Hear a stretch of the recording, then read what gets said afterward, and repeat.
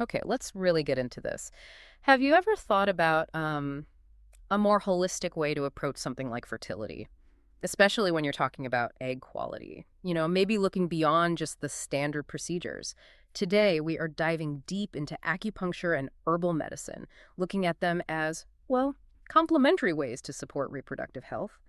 Our goal here is simple: pull out the key insights, the really important stuff, from the sources we've looked at. That's right. And these sources, they really do shed light on how these ancient practices are getting more recognition now for helping women improve egg quality. Yeah. And that's for natural conception and for things like IVF. What's really interesting is how they seem to work together synergistically, to kind of optimize the body's environment for healthy eggs. And Yeah. yeah, this is all based on scientific evidence and clinical experience. We're drawing a lot from the Berkeley Center for Reproductive Wellness, and specifically its founder, Mike Berkeley. Right, Mike Berkeley, pioneer in this integrative field. Yeah. Okay, so that synergy sounds powerful. Let's break it down. Acupuncture first. How exactly is it supposed to help with egg quality? What's it actually doing? Okay, so acupuncture works on a few key things physiologically. It's quite fascinating, actually. Mm, First off, blood flow. It seems to really enhance blood flow specifically to the ovaries. okay, like watering a garden. Exactly. Better circulation means more oxygen, more nutrients delivered right to those developing follicles. And those follicles are what house the eggs, right? So better follicle health potentially means, well, better egg quality. Makes sense. What else? Secondly, it helps regulate hormones. It kind of fine-tunes the communication between your brain and your ovaries, the hypothalamic pituitary ovarian axis. This helps balance hormones like FSH and LH, follicle-stimulating hormone, and luteinizing hormone. Crucial ones. Absolutely vital for proper ovulation, for the eggs maturing correctly. And third, there's stress reduction. Huh. Acupuncture can lower cortisol levels. And we know chronic stress isn't great for fertility. It can definitely impact egg quality negatively. So creating a calmer internal state helps. Right, so it's blood flow, hormones, and stress. It's working on multiple fronts, but, that sounds great, but is there solid research? What does the science actually say? Good question. And yes, the evidence is building. For instance, there was a 2019 meta-analysis. It found acupuncture improved ovarian function and, importantly, pregnancy rates for women doing IVF. And the researchers linked this back to that improved blood flow and better hormonal balance we just talked about. Okay, specific to IVF too. Interesting. Yeah. And another study, this one from 2018, showed acupuncture actually increased the antral follicle count. That's the number of resting follicles, right? The measure of ovarian reserve. Exactly. It improved ovarian reserve in women who had diminished reserve, which is, a major concern for many. Plus, another 2018 study looked specifically at women with PCOS, polycystic ovary syndrome. It found acupuncture boosted ovarian blood flow and improved egg quality in that group too. Wow, okay, so that's pretty targeted evidence across different situations. So if acupuncture is tackling these sort of systemic things, circulation, stress, Yeah. what about direct internal support? Where does herbal medicine come in? Ah, yes. Herbal medicine is the perfect partner here. It works from the inside out, providing support through specific plant-based formulas. And these aren't like one-size-fits-all. They're tailored to the individual's specific imbalance of maybe hormonal issues, maybe inflammation, things that are known to affect egg quality. So more personalized. Very much so. Yeah.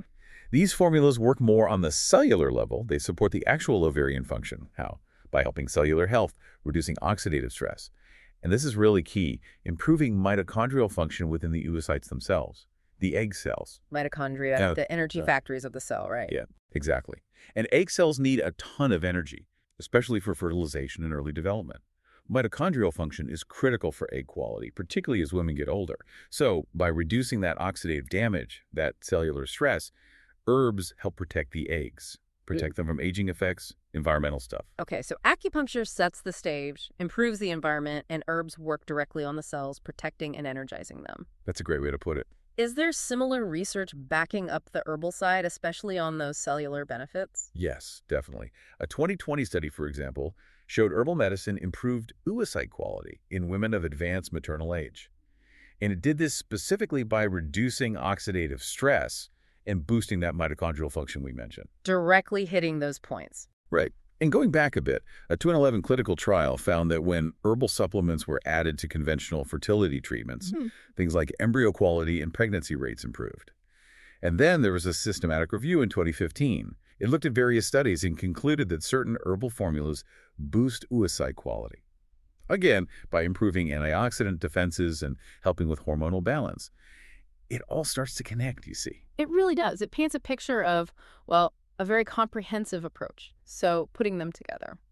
Acupuncture and herbs. What does that synergy look like in practice? How do they amplify each other? Well, together they create this really holistic strategy. It's like tackling the issue from multiple angles at once. You've got acupuncture optimizing the external environment, let's say, better blood flow, less stress, and then you have herbal medicine working internally, supporting the cells, the hormones directly. The dual mechanism. Exactly. Addressing blood flow, hormones, oxidative stress, cellular energy, all these factors that influence egg quality, but doing it simultaneously. And think about this. Better blood flow from acupuncture might actually help deliver the active compounds from the herbs more effectively to the ovaries. Ah, so one literally helps the other work better? Potentially, yes. Yeah. That's the idea behind the synergy. It could amplify the overall therapeutic effect. That's fascinating. So, okay, theory and research are one thing, but where is this actually being done? You mentioned the Berkeley Center earlier. Yes, the Berkeley Center for Reproductive Wellness is a prime example. It was founded by Mike Berkeley. And he's quite significant because he was actually the first acupuncturist in the U.S. to really specialize solely in reproductive medicine. The first. Wow. Yeah, over 25 years of experience now combining these two therapies, acupuncture and herbs, specifically for fertility. His whole approach is about individualized treatment. It's not a cookie-cutter thing. Typically, it might involve, say, weekly acupuncture sessions combined with herbal formulas that are customized and adjusted, too, based on how the patient is responding, where they are in their cycle. And are people seeing results? Are there stories? Absolutely. The patient experience really bring it home. We heard about Sarah T. She was 38. She'd been through IVF, struggled with poor egg quality, started Mike's protocols, noticed a real difference, produced higher quality embryos next time around. And the best part, she's pregnant now. That's incredible. Isn't it? And another one, Emily R., 35. She admitted she was a bit skeptical at first, but she saw improvements in her AMH levels that mark her for ovarian reserve and in her egg quality. And she also mentioned feeling really supported through the whole process, which is also important. Those stories really matter, don't they? Like, they make it tangible. So wrapping this up then, for you listening, thinking about your own journey, what's the main takeaway here? We've covered the how, the why, the evidence, the real-world application. I think what's truly fascinating and the key takeaway is how these two modalities together form such a comprehensive strategy. It's not just one thing. By addressing these core physiological factors, blood flow, hormones, stress, cellular health, this integrative model offers something really valuable. It offers hope, yes, but also a practical, evidence-informed tool for people on that journey towards conception. Yeah.